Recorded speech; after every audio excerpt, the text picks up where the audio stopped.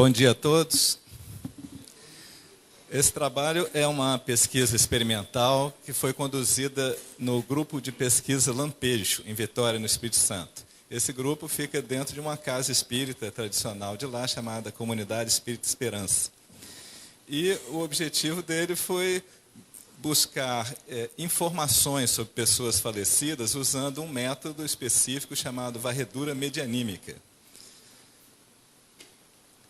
Então, a nossa principal referência, para a utilização dessa técnica foi o trabalho do pesquisador Lamartine Palhano Júnior, na década de 1990. Ele que desenvolveu essa técnica e aplicou em muitos trabalhos publicados por ele. Então, principalmente nessas duas obras aqui, Transe e Mediunidade e Evocando os Espíritos, a gente encontra subsídios para reproduzir a técnica. E esses trabalhos foram desenvolvidos em dois institutos de pesquisa espírita que ele mesmo fundou, em Vitória, chamado FESP e CIPES. Então, o nosso objetivo proposto foi testar a reprodutibilidade desse método desenvolvido por Palhano, evocando, então, pessoas falecidas por meio dessa técnica, varredura medianímica, e, de nossa parte, avaliando a eficácia do método, as suas vantagens, as suas eventuais dificuldades práticas. Então, esse foi o nosso propósito. Então, falando um pouquinho sobre a varredura medianímica, que talvez nem todos tenham conhecimento desse método publicado pelo Palhano, ele é definido pelo autor como o ato de vasculhar um alvo psíquico no campo de irradiação mental dos médiuns e do alvo.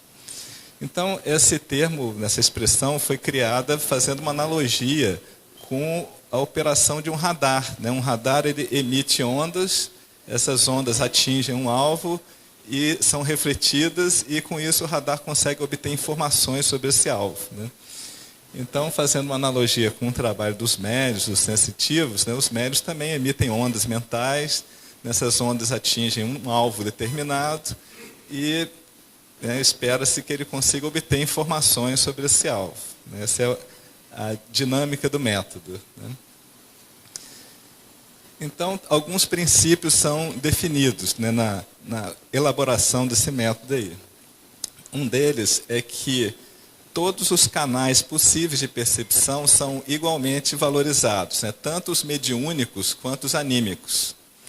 E até para ressaltar esse aspecto, o Palhano resgatou uma palavra muito usada no século XIX, que é a palavra medianímico, que foi uma palavra cunhada anteriormente a Kardec, mas que Kardec adotou e usou em toda a sua obra, da Revista Espírita, no Livro dos Médiuns, sendo que o Kardec usava com o mesmo sentido genérico de mediunidade.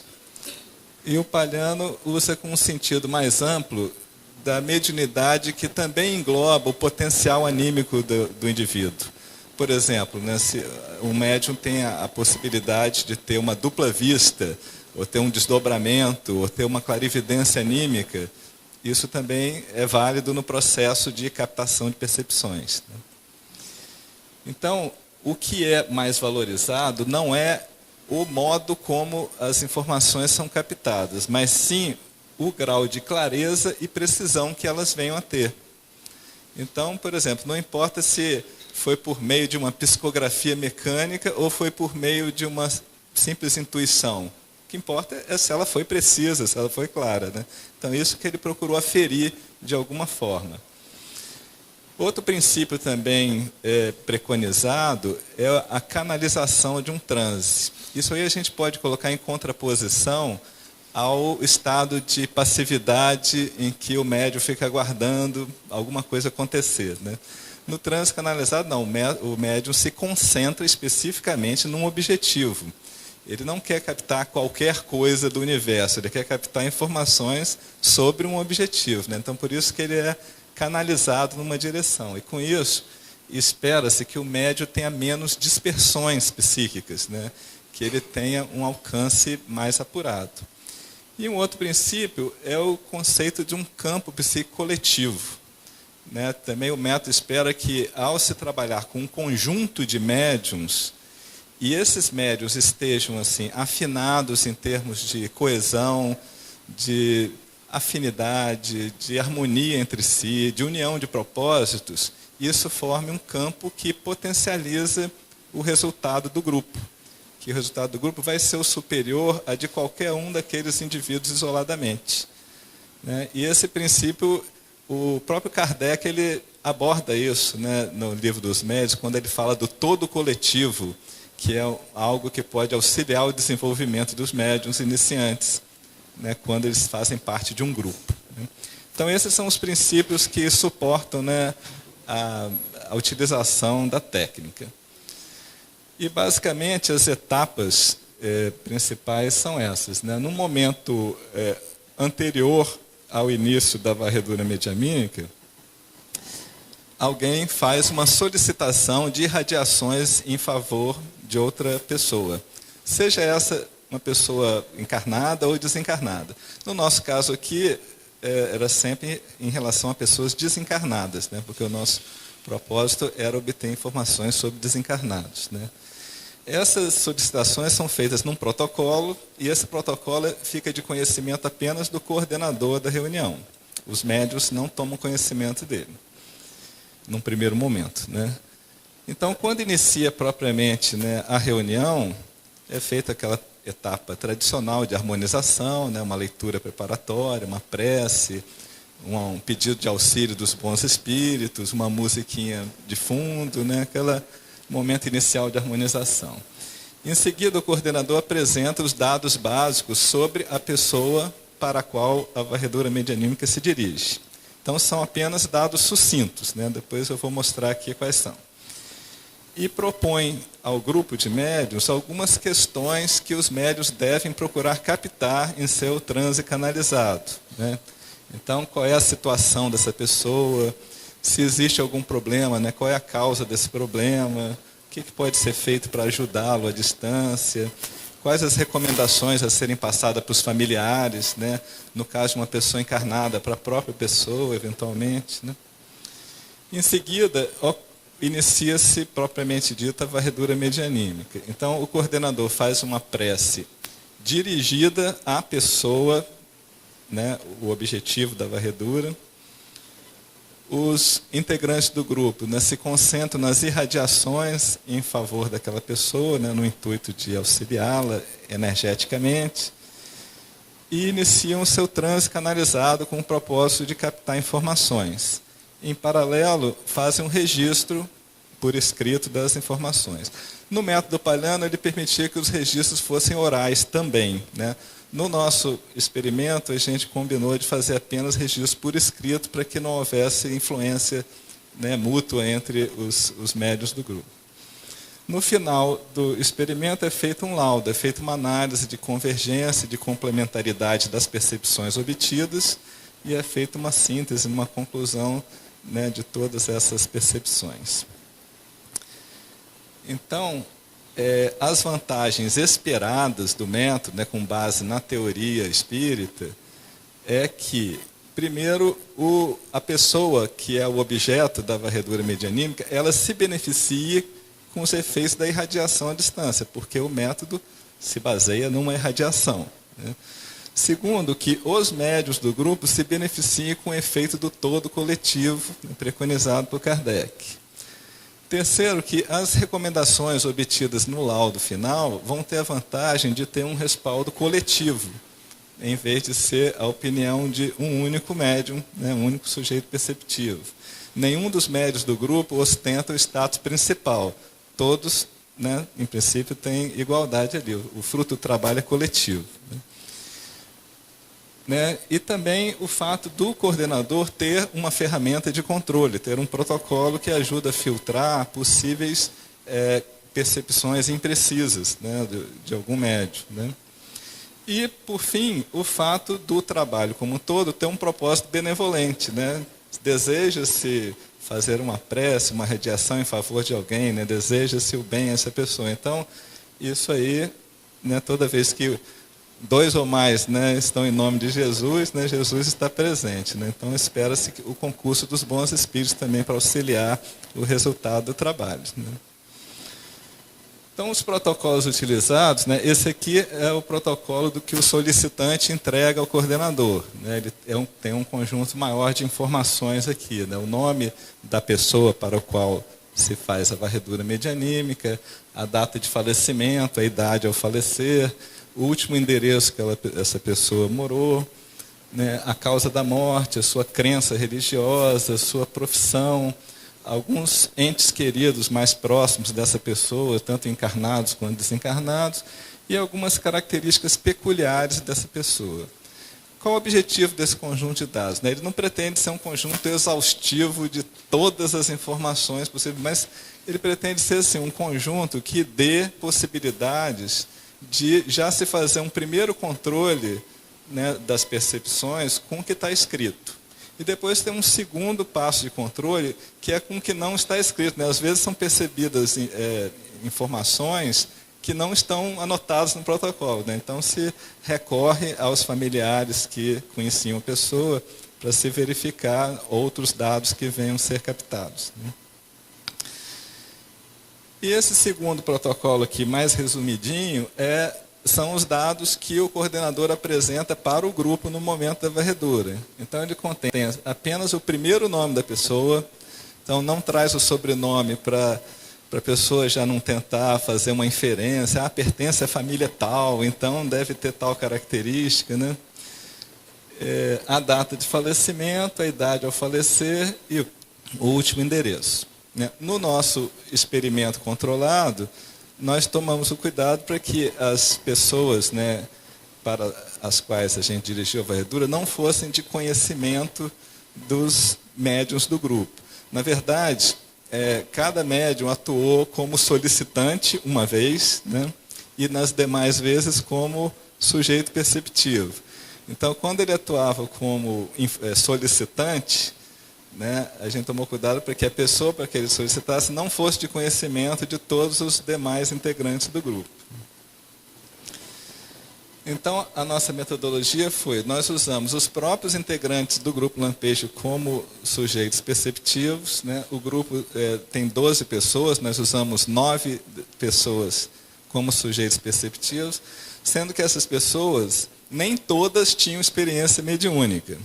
Na verdade, a gente dividiu em 3 níveis de experiência. Né? 3 pessoas já tinham prática no método de varredura medianímica. 4 pessoas tinham práticas em reuniões mediúnicas, mas não na varredura medianímica, propriamente dita. E 2 pessoas não tinham experiência mediúnica, elas só sabiam fazer irradiações. Né? E a gente achou interessante ter um grupo misto assim, de experiências, até para ver como cada um se comportaria ao longo dos experimentos. Então houve inicialmente um nivelamento teórico sobre o método, foi uma pequena aula, né, de explicação, não houve treinamento prático, né, a gente do treinamento teórico já foi para a prática propriamente dita. Foram 8 reuniões semanais e nessas 8 reuniões foram realizadas 13 experimentos e todas as percepções registradas por escrito. Então, nós tabulamos inicialmente os dados dos alvos escolhidos, né, que a gente pode ver que tinham diferentes tipos de relação com o solicitante, né, ora era o avô, o pai, a mãe, um tio, né, tinham diferentes tempos de falecimento. Né, o menor deles era 45 dias, e os maiores aqui 40 anos, 48 anos. Né, tinham diferentes idades ao falecer, né, o mais jovem tinha 40 anos, o mais idoso 90 anos. Diferentes causas de morte, mais ou menos meio a meio a quantidade de pessoas do sexo masculino e feminino. A maioria era católica, mas havia também espíritas, um evangélico e alguns indefinidos. Vocês estão vendo um aqui que está cheio de tracinho. Foi uma situação, né, diferente dos demais, mas que a gente achou interessante experimentar também. Esse alvo número 5 era um espírito que se manifestou numa das reuniões anteriores à preparação do trabalho e fez uma sugestão de que o nome dele fosse colocado como alvo também. sendo que ninguém conhecia nenhuma informação sobre esse espírito em vida, apenas que ele havia vivido na Rússia, né, e ele foi visto com uma farda militar. Essa era a única informação que a gente tinha. E foi feita a sugestão. Então, nós incluímos ele também no nome para ver o que resultado viria daí, né? Então, nós tabulamos, né, todos os resultados dos experimentos. Cada uma das percepções, nós dividimos aquelas que poderiam ser verificadas, ou seja, se referiam a fatos que a pessoa teve em vida, das que não poderiam ser verificadas, que eram as situações da pessoa depois de morta, né? Então, essas que poderiam ser verificadas, nós notamos quantas foram verificações confirmadas, quantas foram parcialmente confirmadas e quantas foram divergentes. E do conjunto total de percepções, né, incluindo as verificáveis e as não verificáveis, quantas houve repetição, ou seja, mais de um sujeito captou a mesma informação. Então, vocês verem que foram números significativos aqui que a gente obteve, né? Eu vou falar um pouquinho mais sobre isso. Na discussão que a gente fez, então, sobre a reprodutibilidade do método, nas suas vantagens e desvantagens, nós chegamos à conclusão seguinte: das informações verificáveis, o número de confirmados foi muito superior ao número de divergências, né? Então, isso sugere que o método tem uma eficácia na captação de informações, né? Observamos também que os sujeitos, mesmo aqueles que não tinham prática mediúnica, ao longo do processo, eles foram capazes de captar algumas percepções convergentes e confirmadas. Então, não tanto, obviamente, quanto os médiuns experientes, mas isso mostra que eles tiveram um efeito positivo de fazerem parte de um grupo, né, com aqueles propósitos ali, né? Nós tomamos também uma precaução que foi fazer uma sequência aleatória. Aqueles 3 experimentos, eles foram sorteados, então não se sabia previamente qual era a pessoa para a qual seria feita a varredura naquele dia. Então, com isso, a gente entende que a gente tornou pouco plausível a influência telepática das pessoas que estavam ausentes na reunião, né? As pessoas que estavam presentes poderiam exercer alguma influência telepática, mas as que estavam ausentes, isso fica muito pouco plausível, tendo em vista que a sequência era aleatória, né? Não se sabia em que semana, nem em que horário ia ser feita a varredura em direção a uma pessoa. E nós tivemos alguns casos em que o solicitante não estava presente na reunião. Então, aí menos plausível ainda a influência telepática. Então, nos casos número 2, 8, 12 e 13, não havia presença do solicitante, ou seja, não havia presença de ninguém que conhecesse o caso, e ainda assim houve 21 percepções confirmadas desses 4 casos aí, né? Então, mostrando que, tanto estando presente o solicitante ou não, né, havia um número grande de convergência. Outra conclusão que a gente teve é que houve percepções bem específicas, não foram coisas assim muito vagas, não, né? E isso torna pouco plausível a hipótese de adivinhação por sorte. Então, eu citei assim 2 casos aqui, só como exemplificação, né? Então, no caso número 1, houve a percepção de que a pessoa falecida gostava de se vestir com estampas floridas. É uma informação bem específica. E 4 médiuns na reunião tiveram essa percepção simultaneamente, né? Uma coisa bem específica. Outro caso aqui, o caso número 2. Houve a percepção de que o falecido esteve sozinho num trem. Aí não é trem de mineiro, não, é trem mesmo, né? E aí o solicitante depois veio a confirmar, aliás, o solicitante não estava presente nesse caso, né? Mas depois ele veio a confirmar que quando a pessoa faleceu, ela estava em outra cidade, o seu caixão foi colocado, né, junto com o corpo num trem, para ela ir para outra cidade, e esse trajeto, o caixão foi sozinho mesmo, ninguém acompanhando, para ele ser enterrado em outra cidade lá. Então, é uma coisa muito específica também para ser adivinhada ao acaso, né? E nós também captamos situações em que ficou notória a imprecisão do médium, né, ou uma possível interferência anímica lá. Então, isso foi visto até como positivo, por quê? Primeiro, porque foi um número pequeno de casos, né? Foram 5 percepções num total de 70. né? E segundo, que isso mostra que o método ajudou a identificar essas situações mais facilmente, né? Porque é ruim quando você fica sem ter uma ferramenta para identificação. Então, aqui 2 casos bem emblemáticos aqui. No caso número 6, um médium captou que a pessoa falecida tinha passado a infância na cidade de Cachoeiro, que fica no Espírito Santo. Depois, quando foi verificar, a informação correta era que a cidade de Cachoeiras, no estado do Rio de Janeiro. Então você vê, né, um pequeno detalhe assim, né, e sendo que o médium conhecia a cidade de Cachoeiro, ele não conhecia a outra cidade, né, então ele certamente traduziu por aquela que ele conhecia, né, então fica bem caracterizado aí um caso de interferência anímica, né. E uma outra situação, o médium captou que a pessoa trabalhava com moda e teve doenças respiratórias. Aí a solicitante falou, não, essa fui eu que trabalhei com moda e eu que trabalhei e tive doenças respiratórias. Então o médium, né, errou de alvo, né, captou informação sobre o solicitante em vez de captar sobre a pessoa falecida, né. E por fim, nós também, né, o número total de percepções convergentes, né, somando todas as repetições, né, de todas, foi um número bem alto, foram 200 repetições ao todo aí, né, somando. Então, e foram repetições não sistemáticas. Então, por exemplo, vamos imaginar o caso das informações que não são verificadas. Por exemplo, a situação da pessoa depois de morta.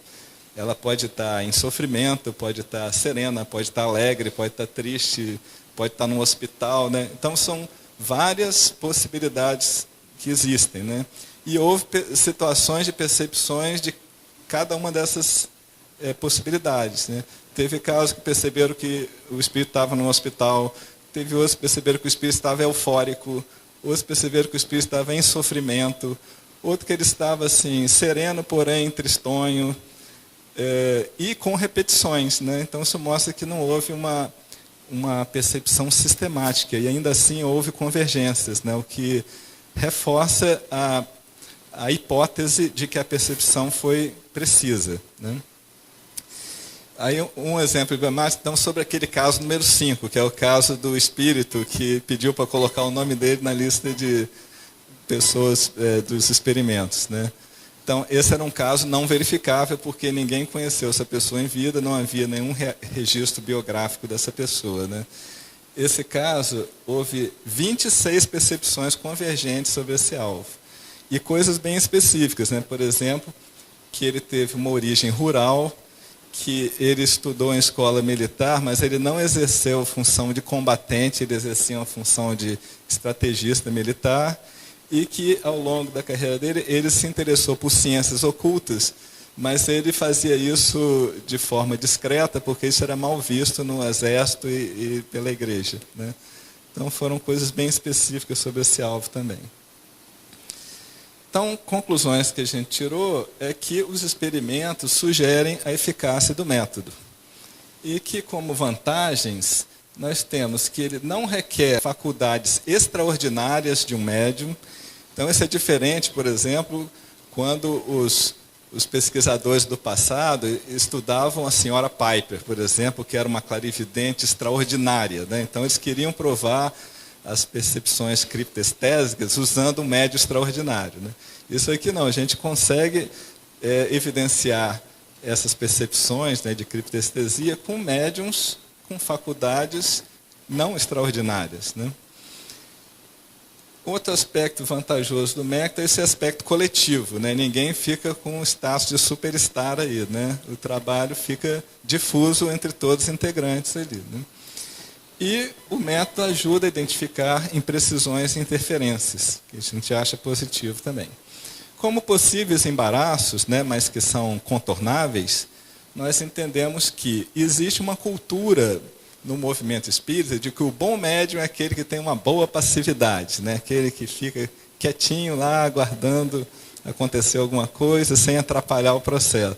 Esse método ele propõe uma postura diferente, ele propõe o transe canalizado, então ele propõe uma postura mais ativa do médium na obtenção do resultado. Então, tem que haver aí uma mudança de mentalidade para seguir o método proposto, né? E também, né, um possível embaraço são que os médiuns mais novatos podem ter uma certa timidez de expor as suas percepções com medo de errar, né? Mas isso também é algo que pode ser vencido com o tempo, à medida que ele ganha confiança no trabalho coletivo também. Okay? Então, eu deixo aí meu contato, tá? Caso alguém queira trocar uma ideia depois. E agradeço aí à comunidade Espírito Esperança por permitir, né, a realização desse tipo de trabalho experimental na casa. E a todos os integrantes do Grupo Lampejo que participaram ativamente da pesquisa, tá? Inclusive a Luana está aqui, que me ajudou na redação do texto, né? E a Luísa também. Ok, obrigado, gente.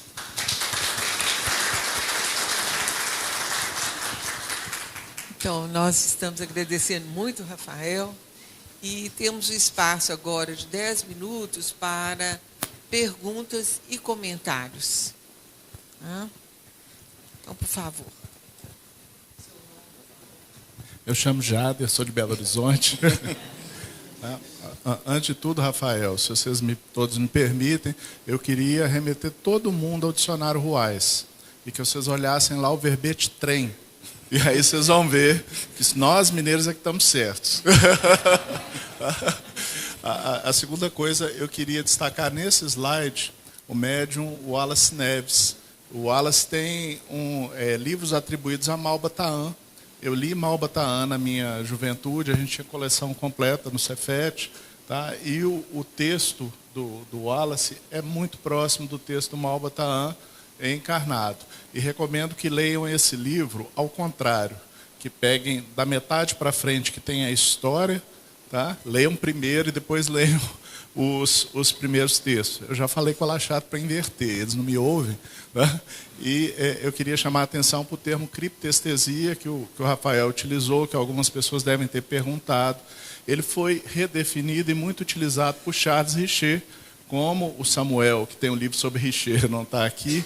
O Richer usava criptestesia, ele tinha medo de assumir a ideia da mediunidade. Então, todo tipo de percepção, além da percepção dos sentidos, ele chamou de criptestesia. Isso fica muito claro no Tratado de Metapsíquica e muito claro no segundo livro dele, que se chama O Sexto Sentido. Esse O Sexto Sentido seria criptestesia. E a criptestesia poderia ser mediúnica também, mas ele não queria mexer com essas coisas. Ok? São só esses. Desculpa, Wallace. Rafael. Eu comentei aqui que do grupo de 9 sujeitos perceptivos, 3 já tinham prática com a varredura medianímica. Um era o Wallace, porque ele trabalhou com o Palhano naquele Instituto FESP, né, que o Palhano criou. A outra foi a Luana, que trabalhou no CIPS, né, na época do Palhano também. E parece que tem uma pergunta por aqui. Meu nome é Nadia, eu sou de Franca. Rafael, eu queria parabenizá-lo, porque nós estivemos junto com a equipe na diretoria do Hospital Psiquiátrico Allan Kardec durante 8 anos e tínhamos uma dificuldade tremenda com referência à produção de fontes documentais para pesquisa.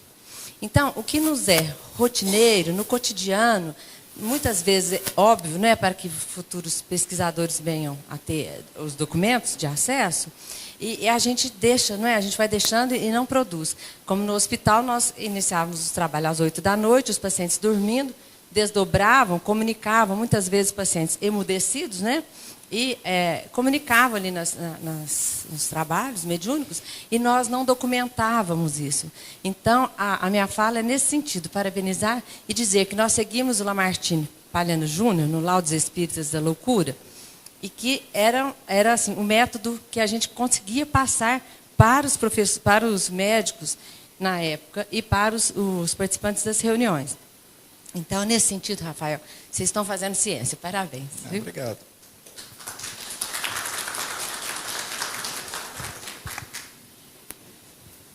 Bom dia, meu nome é Alexandre, sou de Campinas. Rafael, interessante o trabalho. Assim, eu tenho algumas questões, quer dizer, acho que hoje agora não vai dar tempo. Algumas delas com relação à palavra, à terminologia, campo, varredura. Para a palavra varredura não me soa o que de fato acontece. Mas tudo bem, isso a gente pode talvez depois conversar, provavelmente os livros do Palhano talvez expliquem. Você comentou, uma das dúvidas, você comentou sobre efeito coletivo, disso ajudar. Eu fico imaginando, pensando com base na doutrina, assim, talvez possa não ajudar, porque se uma pessoa, partindo do princípio básico da doutrina, né, o fluido universal presente no ambiente, a gente está pensando, os espíritos estão pensando, a gente modifica o fluido e qualidade, esses fluidos adquirem qualidade, forma, cor, sentimento, enfim. Kardec descreve na Gênesis, assim, todas as qualidades que a gente imagina, os fluidos ambientes podem captar e se impregnar desse tipo de qualidade, imagem, forma, cor. Se você tem um grupo e alguém capta ou forma uma ideia de alguma pessoa que foi solicitada fazer essa auscultação, né, a respeito. E ela pensa muito forte, aquilo vai alterar um fluido, vai criar uma imagem, outro também sensível pode talvez captar a ideia do primeiro. Assim, existe, a minha pergunta, né, tem-se uma análise doutrinária do que pode estar, de como que é o mecanismo disso? Uma pergunta. Uma segunda pergunta. A parte mediúnica é compreensível. Você tem a pessoa e a gente pede, os bons espíritos podem ir procurar informações sobre aquela pessoa e a gente acredita que os bons espíritos têm essa facilidade. Mas eu não conheço, vamos supor que eu participe do grupo, seja anímico, que eu só vou me concentrar, expandir um pouco e tentar captar alguma informação própria, sem a ajuda de algum espírito. Como que seria esse processo se eu não conheço a pessoa? Só o nome é suficiente? Dependendo do nome, um nome assim, muito incomum, pode ser que seja fácil pensar no nome e aí se sentir atraído a alguma coisa, mas se for um nome comum, assim, um nome que a gente sabe que alguns brasileiros tem centenas de brasileiros com o mesmo nome e sobrenome. Como que o grupo entende que é um mecanismo, que isso eu acho interessante desenvolver, porque para não ficar meramente empírico, para a gente entender, e acho que valoriza a doutrina, porque você usa a formação da doutrina para tentar explicar. Então, assim, algumas questões, outras depois a gente conversa pessoalmente, mas... Bom, eu não sei se eu me lembro ainda da primeira pergunta, né? Você está querendo ver como é que seria o fato de uma pessoa poder interferir na outra ali na reunião. Bom, todo ser humano tem capacidade de produzir formas de pensamento, né, desordenadas, né? Mas a gente entende que o princípio do método é o seguinte, é igual remadores de um barco, né? Se você pegar e botar um remo para cada um e falar assim, cada um rema para onde quiser ir, o barco vai ficar parado ou vai ficar rodando no mesmo lugar, né? Agora, se você combina com todo mundo vai remar na mesma direção, o barco vai rápido e mais rápido do que ele iria se fosse um só remando.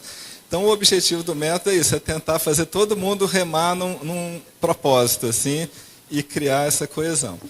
Quanto ao fato assim, de tentar uma explicação teórica para como um sensitivo consegue sintonizar com uma pessoa que ele nem conhece, nunca viu, não sabe onde que ela fica, né? A gente não tem como teorizar quanto a isso no momento, né? E, como eu comentei no início, o método pressupõe que o trabalho ele pode ser médium e anímico, né? Então, ele assume assim, que pode haver espíritos auxiliando isso. E ele não pretende excluir uma hipótese da outra, não. Ele pretende assim, nós queremos obter clareza e precisão, né? Não importa como ela seja obtida. Então, essa parte teórica ainda vai ficar para trabalhos futuros aí, né? Tem uma pergunta.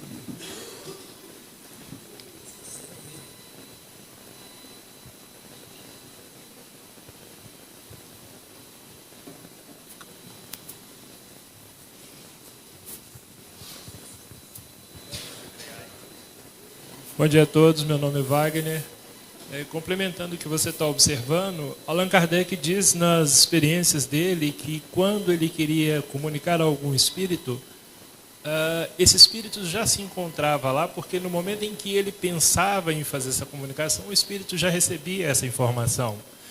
E a gente precisa lembrar que o pensamento ele é um sistema de comunicação, como, por exemplo, os celulares, com as redes de comunicação.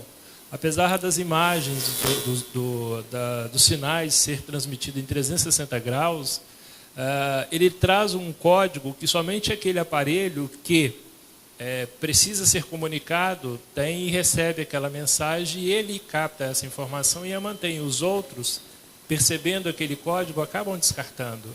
Então, quando nós desejamos fazer uma comunicação, a gente precisa ter em mente que o espírito ao qual nós queremos falar com ele antecipadamente já sabe que será comunicado e vai estar naquela reunião se for simpático àqueles que ali estão. E é natural que, dependendo da natureza dos espíritos desencarnados, terão espíritos a auxiliá-lo. E o animismo ele vai acontecer naquilo que você observou, que é a tradução de cachoeiro para cachoeiras. Mas a ideia normalmente tem que vir do espírito que está comunicando. Ok, obrigado.